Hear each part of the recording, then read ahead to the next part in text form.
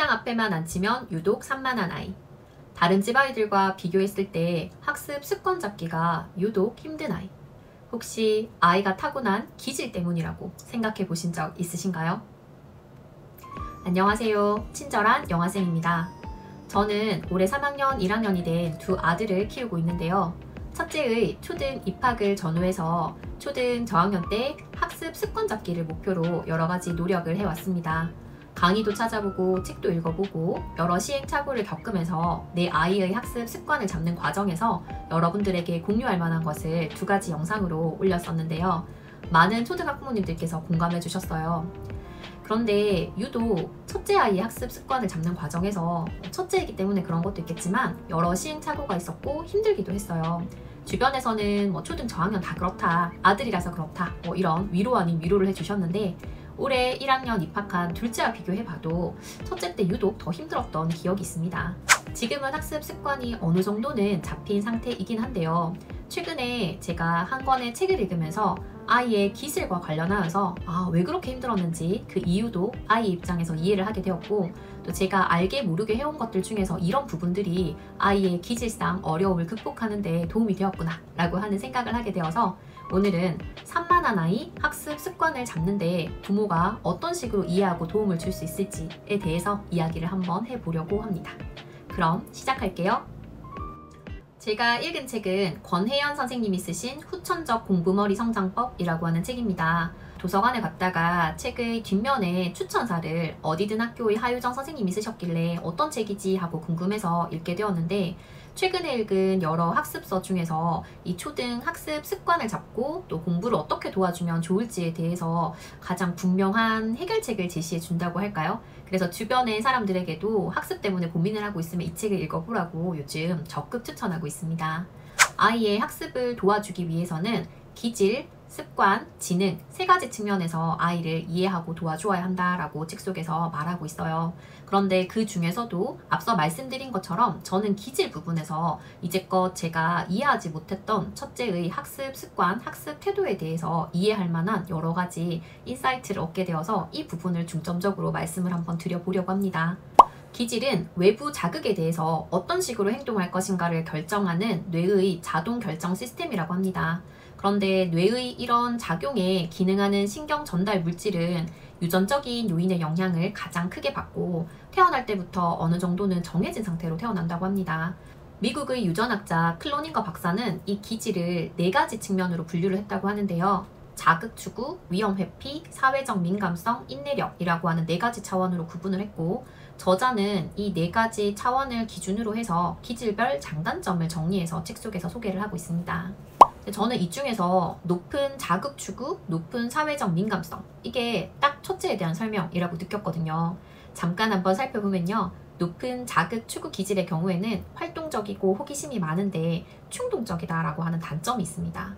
또 높은 사회적인 민감성의 경우에는 다른 사람의 감정을 잘 배려하고 마음이 따뜻하지만 정서적으로 예민하고 의존적이다라고 하는 단점을 가지고 있습니다. 첫째의 기질이 이런 거구나 라고 생각을 하고 나니까 이해할 수 없어 라고 생각했던 부분들이 잘 이해가 되더라고요.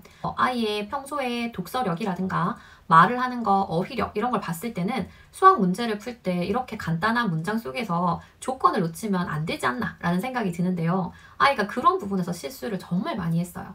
예를 들어서 기억과 니은 중에 어느 것이 더 큰가 이렇게 질문을 했는데 기억은 얼마고 니은 얼마 이렇게 풀고 자기는 맞다라고 얘기를 하는 거예요. 중간중간 계속 화장실 간다, 물 먹는다, 왔다 갔다 하기도 하고요. 또 공부를 하는 시간이 조금 길어지면 갑자기 저한테 안아달라라고 얘기를 하거나 엄마는 동생만 칭찬하고 이런 말들을 상당히 자주 하는 그런 편이었습니다. 첫째의 학습 습관, 학습 자세가 의존적이고 산만하고 집중을 잘 하지 못하고 실수가 많다라고 생각을 하고 있었던 것 같아요. 기질은 유전의 영향을 받고 아이가 타고난 것이기 때문에 변화하기가 상당히 어렵다고 합니다. 아이는 초등 시기 내내 자신과 주변 사람들을 통해서 나는 어떤 사람이다 라고 하는 것을 인지하게 되고 또 기질을 조절하는 법을 배워 나가야 하는데, 이때 부모가 아이의 타고난 기질의 장단점을 제대로 인지하고 이 기질을 조절할 수 있는 방법을 아이에게 가르쳐주고 배울 수 있도록 도와주어야겠죠. 앞서 말씀드린 4가지 차원의 기질 중에서 특히 자극추구 기질이 높은 아이들은 학습을 제대로 하기가 상당히 힘들다고 합니다. 소위 산만한 아이라고 부르는 아이들이 이에 해당이 될 텐데요. 생각해보면 끊임없이 외부의 자극에 반응하도록 기질적으로 타고난 아이들인데, 공부 상황이라고 하는 것은 한 가지 목표를 가지고 집중력을 발휘해야 되잖아요. 그런 공부 상황에서 생각과 행동을 아이가 조절해가면서 여러 자극들을 스스로 차단한다는 것이 얼마나 어려운 일일지가 짐작이 조금은 됩니다. 따라서 부모가 이런 기질의 아이들은 학습 습관을 잡는데 더 오랜 시간이 걸리고 또 다른 아이들보다 더 큰 어려움을 아이가 겪고 있음을 이해하고 적절한 도움을 줄 필요가 있겠죠. 저도 지난 2년간 첫째의 학습 습관을 잡는 과정에서 여러 가지 시행착오를 겪고 어렵기도 했었는데요. 제가 이제까지 했던 것들을 되돌아보니까 잘 몰랐지만 이거는 아이의 학습 습관을 잡는 데 도움이 되었겠군, 아이가 스스로의 타고난 기질을 조절하는 데 도움이 되었겠군 싶은 것들이 있어서 이걸 한번 공유해 보고자 합니다. 듣고 나시면 학습 습관 잡는데 다 했던 얘기 아니야, 너무 일반적인데 라고 생각하실 수도 있겠지만, 비슷한 어려움을 겪고 계신 분들에게, 또 학습 습관을 중간에 한번 점검해 보고 싶으신 분들에게 도움이 되시면 좋겠습니다. 첫 번째는 체크리스트를 활용합니다. 체크리스트 학습 습관을 얘기할 때 빠지지 않고 등장하는 이야기이잖아요. 그런데 이 자극추구 기질이 높은 아이들의 경우에는 한 번 말해줘서 잘 못 알아듣더라고요. 첫째의 경우에도 평소에 제가 하는 말이나 주변 사람들이 하는 말들을 잘 기억하고 이것을 복기해내서 자신의 언어로 표현하는 능력이 탁월한 편이라서요. 처음에는 체크리스트 만들어주고 설명을 미리 다 했는데 매번 뭐 해? 뭐 남았어? 뭐 더 해야 돼? 이렇게 자꾸 물어보니까 왜 공부하기 싫어서 꾀부리는 거야? 이런 생각이 들어서 괘씸하더라고요. 그런데 아이의 기질을 이해하고 나니까 제가 체크리스트만 딸랑 만들어 둔 것이 아니고 다각도로 아이에게 이 과제를 인지시키기 위해서 했던 노력들이 의미가 있었고 아이에게 도움이 되었겠구나 라고 하는 생각이 듭니다. 우선 그 날짜 요일 나오고 해야 될 일이 적혀 있고 동그라미 X표 치는 그런 체크리스트도 여러 가지 양식을 생각하면서 주기적으로 형태를 좀 바꿔줬어요. 아이가 하나만 하면 지겨워하기도 하고 나중에는 체크하는 것 자체를 안 하려고 하더라고요. 과제는 해당되는 문제집이나 공책의 앞부분에도 얼마나 풀어야 되는지를, 어떻게 풀어야 되는지를 제가 적어주었고요.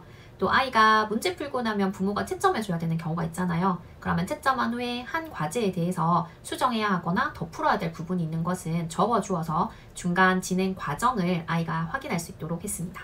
두 번째는 오감 활용 학습입니다. 초등의 학습은 지면을 가지고 주로 이루어지잖아요. 눈으로 문제를 보고 혹은 지시사항을 보고 또 손으로 쓰면서 문제를 푼 결과를 기록을 하는 형태로 되어 있다 보니까 아이가 더 집중하기를 어려워한다라고 생각이 들어서 여러 가지 오감을 자극할 수 있는 방법을 생각을 해보았었습니다. 예를 들어서 수학 문제를 풀 때 문제를 풀다가 막히는 부분이 있다거나 아니면 혼자서 못 풀겠다라고 했을 때는 큰 소리를 내어서 문제를 다시 한번 읽어보도록 했어요.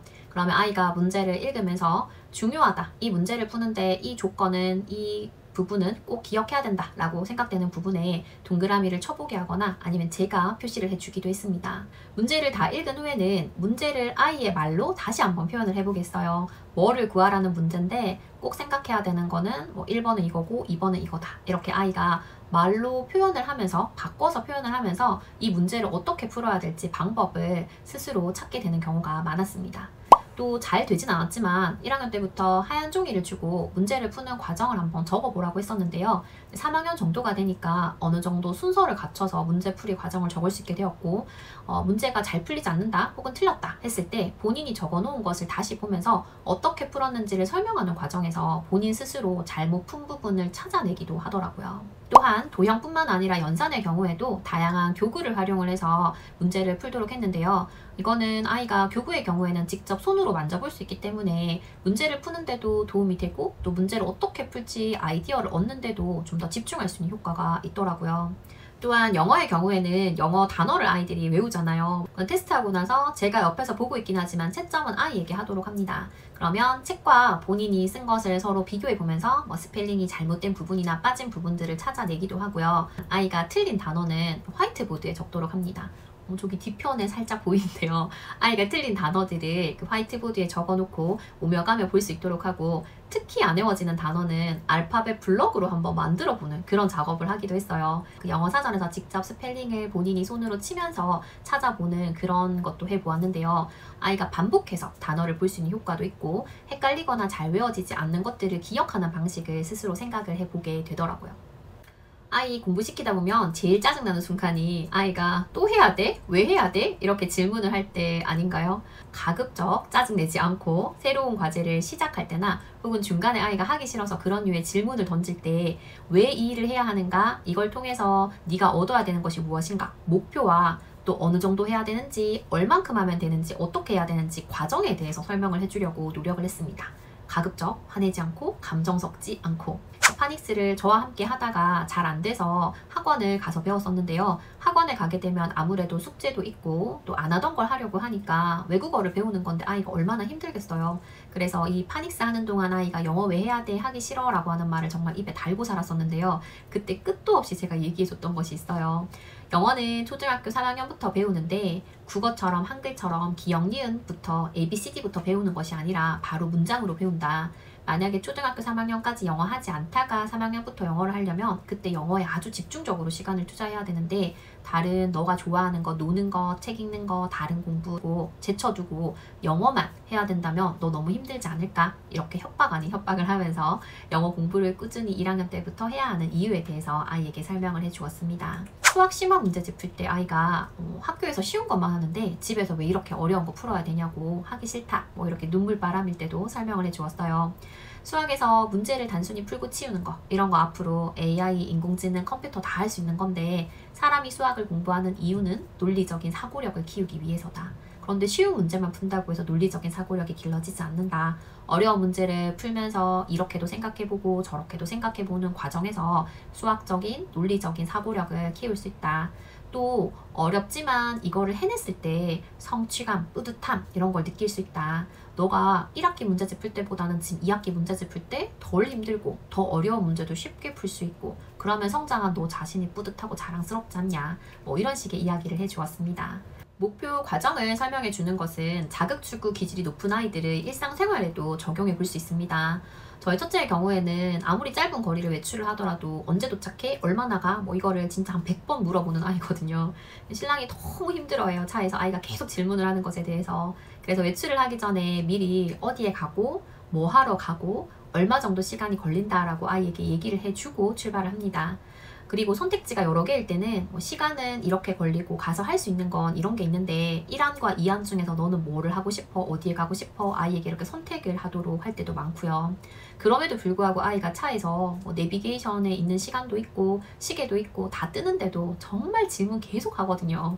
하지만 이때 최대한 짜증내지 않고 감정 섞지 않고 매번 대답해 주려고 노력해요. 30분 남았어. 내비게이션 보니까 25분 더 가면 되네. 뭐 이렇게 대답을 해주려고 노력을 하고요. 또 이동 중에는 아이가 계속 심심하다라는 말을 달고 있거든요. 새로운 자극이 없으니까 본인은 차 안에서 있는 시간이 괴로운 거겠죠. 그래서 차 안에서는 이야기 음원을 듣거나 아니면 뉴스를 들으면서 서로 이야기를 나누거나 아니면 끝말잇기, 간단한 연상 게임, 이야기 이어서 확장하기 뭐 이런 식의 게임을 하면서 아이가 새로운 자극을 찾고 이 안에서의 시간을 좀 더 재미있게 보낼 수 있도록 노력을 하고 있습니다. 아이의 집중도가 길지 않기 때문에요. 수행 시간을 가급적 짧게 잡고요. 수행할 과제의 내용은 아이와 의논해서 결정을 합니다. 일단 수행 시간은 10분에서 30분 내외로 하는데요. 과제에 따라서 시간을 달리합니다. 예를 들어서 어휘 문제집의 경우에는 챕터가 나눠져 있기 때문에 10분 내외로 하고 한 챕터 이상 풀기 뭐 이렇게 과제의 내용을 정했고요. 수학의 경우에는 같은 문제집 안에서도 단계별로 문제의 난이도가 조금 다르다 보니까 그에 맞춰서 분량을 정하도록 합니다. 예를 들어서 뭐 1, 2단계의 경우에는 확인 문제, 뭐 개념을 확인하는 문제, 뭐 이렇게 조금 쉬운 문제들이 있어서요. 시간은 따로 정하지 않지만 그 안에서 최소한 2쪽 이상은 풀어야 된다. 한쪽에 얼마 풀래? 총 8쪽이니까 이틀에 걸쳐서 4쪽씩 풀겠어요. 뭐 이렇게 아이와 의논을 해서 결정을 했고요.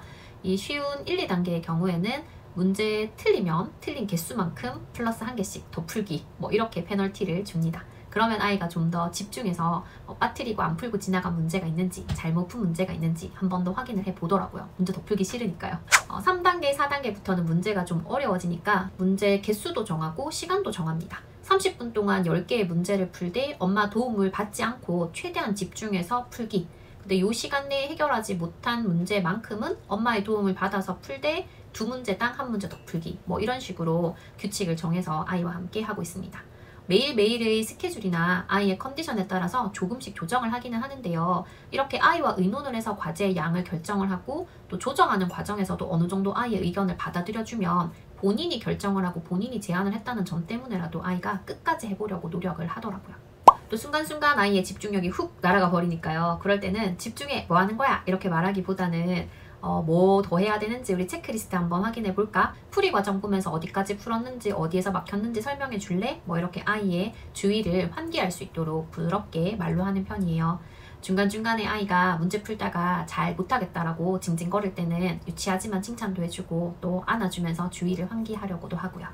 아이의 공부를 봐주다 보면 울컥울컥 화가 올라올 때가 있죠. 속된 말로 빡침이 올라오는 순간이 있는데요. 이거 엄마 공부야? 네 공부잖아. 내가 도와주고 있는데 나한테 왜 이렇게 짜증을 내? 그렇게 할 건 공부 집어쳐. 사람이 먼저 돼야지. 저 지금 너무 입에 착착 달라붙지 않았나요? 저도 자주 아이의 공부를 봐주다가 쓰는 말인데요.